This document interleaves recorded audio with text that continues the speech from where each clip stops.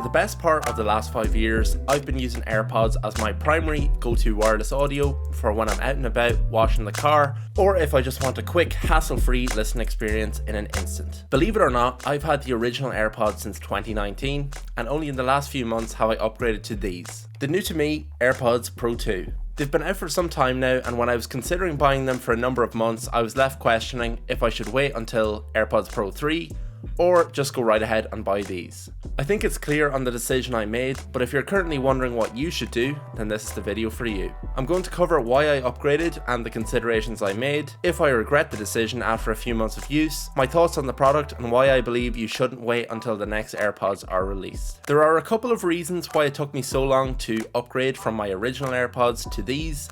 And the first one is that the original AirPods were such a great product and I actually never had any issues with them at all. Shortly after getting the original AirPods, I dropped them from the top of my stairs onto a tile floor, by accident of course, and it made absolutely no difference to them. They've always had a great battery life and worked seamlessly across all the Apple products I had bought and would continue to buy as the years went on. The AirPods were a significant cost, and even today, no matter which model you look at, you're looking at quite a hefty price tag. It came back to that old saying, if it's not broken, don't fix it.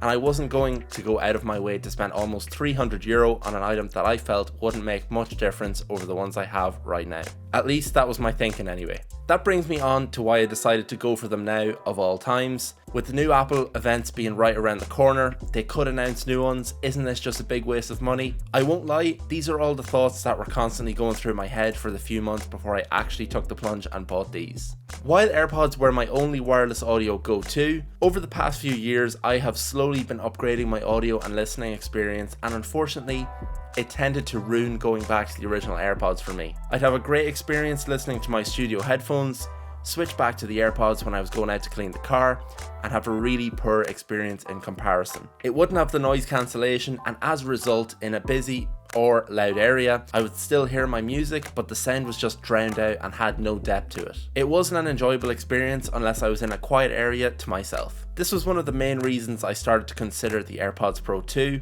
It also helped that I kept hearing gleaming reviews of them from my friends, particularly when using the AirPods Pro on airplanes. The noise cancellation makes the whole experience 10 times more enjoyable, and I was keen to try that out. Another consideration, or maybe an observation I made, was that from the last few Apple events, they've been releasing products that are very lackluster and minimal in terms of upgrade over the last version. Take the most recent iPad event. They essentially took the old iPad Pro, named it iPad Air, and slapped the M2 chip in it. It's not really moving the dial forward in any way, and really was just a spec bump to a product that was already extremely capable and hard to find a way to use all that power. Anyway, take that and now apply it to the next Apple event, where they may launch AirPods Pro, I don't know, or whatever they may call it. Given what we've seen from previous events, I don't expect to see such a massive leap forward in technology or design. Now, I may be wrong, but that's just me trying to project into the future. If you're someone who has never had a pair of AirPods and you're looking to dive in the deep end with AirPods Pro 2, you're likely going to be impressed with this version just as much as the next version that comes out. When it came to price, and of course that is a massive consideration when buying AirPods, it did take me a while to come around to it, but once again, AirPods to me are not one of those disposable products that you have to upgrade every year.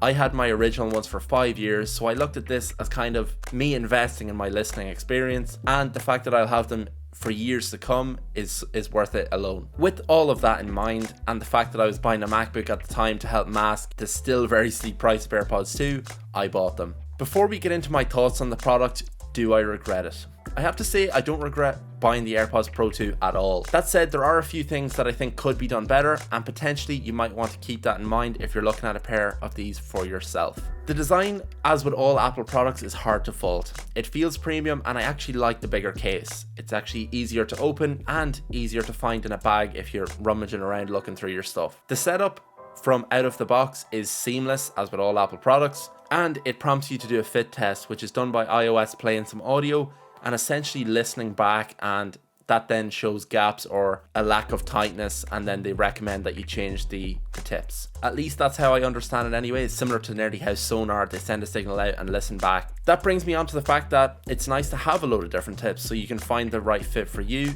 I have one small and one medium on at the moment, and they fit great.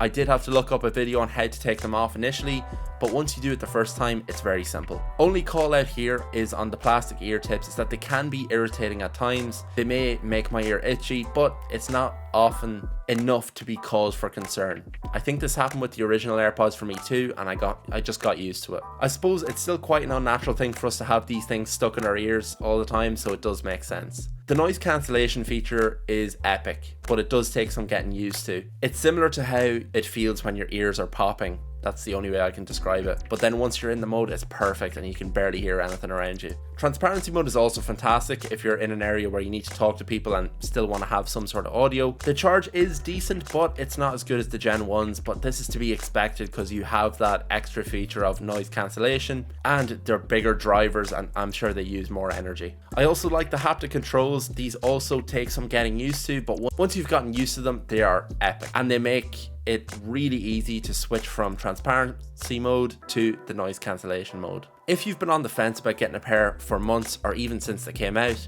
you may as well go right ahead and buy these. If you don't mind waiting on the next version and want the latest and greatest should Apple update them, then hold out and see what comes next. If you enjoyed this video, you might like some of my other should you buy video series, such as this one on the M2 Mac Mini and this one on the all new M3 MacBook Air. I'll see you in the next video. Bye bye. Yeah, Lime Girl. Yeah. Sponsored it. And Crystal. I'm literally putting this in at the end.